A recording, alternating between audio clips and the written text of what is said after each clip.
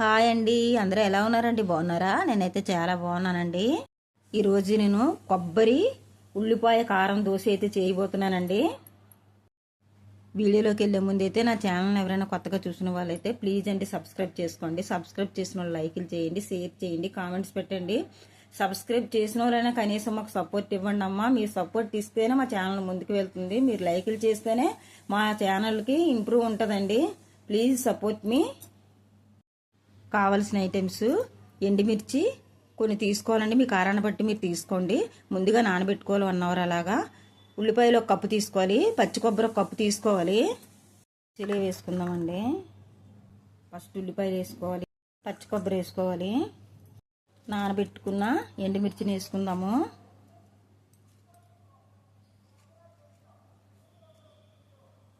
చాలా మెత్తగా సాఫ్ట్గా మిక్సీ పట్టేసుకోవాలండి. నేను పెట్టే వీడియోస్కి ఎవరో సార్ అయితే మొత్తం అంతా తెలుగులోనే చెప్పండి మేడం, అస్సలు ఇంగ్లీష్ యూజ్ చేయొద్దని చెప్పారండి కామెంట్స్ అయితే.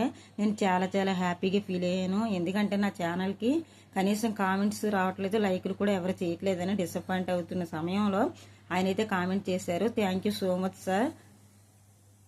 మంచి సజెషన్ ఇచ్చినందుకు చాలా హ్యాపీగా ఫీల్ అయ్యానండి. దోశలు వేసుకోవడానికి అయితే ఇలా ఉండాలండి కన్సిస్టెన్సీ. ఎందుకంటే మరీ పలచ చేసేస్తే క్రిస్పీగా రాదనమాట దోశ. పప్పు బియ్యం అండి, నేనైతే తొక్కపప్పు తీసుకుంటాను. తొక్కపప్పు గ్లాస్ తీసుకున్నాను. 2 గ్లాసులు బియ్యం వేసుకున్నానండి.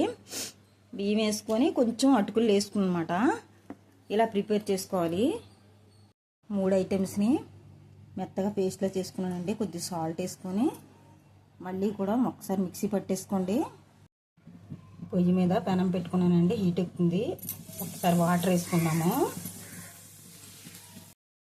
వాటర్ పెనం మీద వేయడం వల్ల అట్టు అయితే అంటకుండా వస్తుందండి.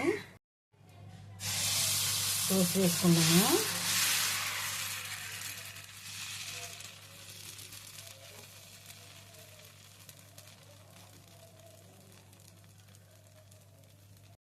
కొంచెం 1 నిమిషం కాగిన తర్వాత మనం ప్రిపేర్ చేసుకున్న కొబ్బరి ఉల్లికారాన్ని అయితే వేసుకోవాలండి.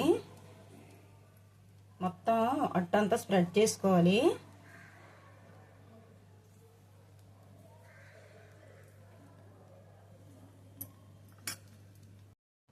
కొంచెం ఆనియన్స్ వేసుకోవాలి.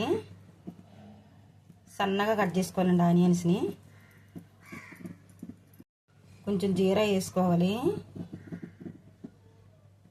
ఇవి వేసుకుందామండి.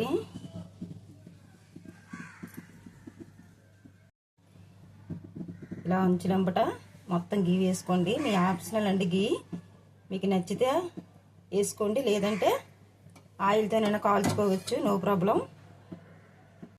మంటను మీడియం ఫ్లేమ్లో పెట్టుకొని క్రిస్పీగా కాల్చుకోవాలండి అట్టుని. ఇప్పుడు అట్టుని ఇలా సెంటర్లోకి మలుచుకోవాలి.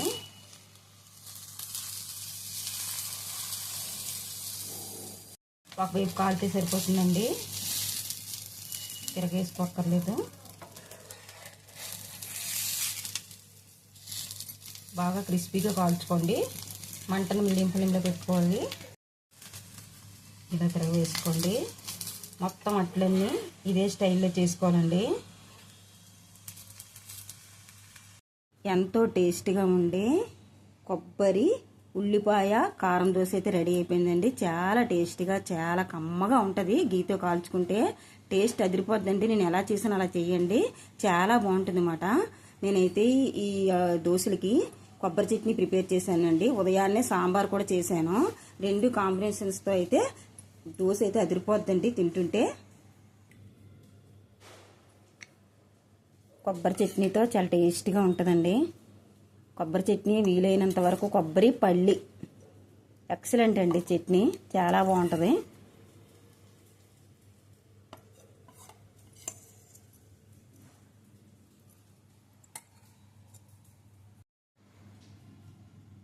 ఉదయాన్నే సాంబార్ ప్రిపేర్ చేస్తానండి. రోజు ఉదయాన్నే లంచ్ ప్రిపేర్ చేయాలి మా ఆయనగారికి. అన్ని ముక్కలు వేసి సాంబార్ అయితే ప్రిపేర్ చేశాను. సాంబార్తో ఈ దోశ తింటే చాలా కమ్మగా టేస్ట్గా ఉంటుందండి.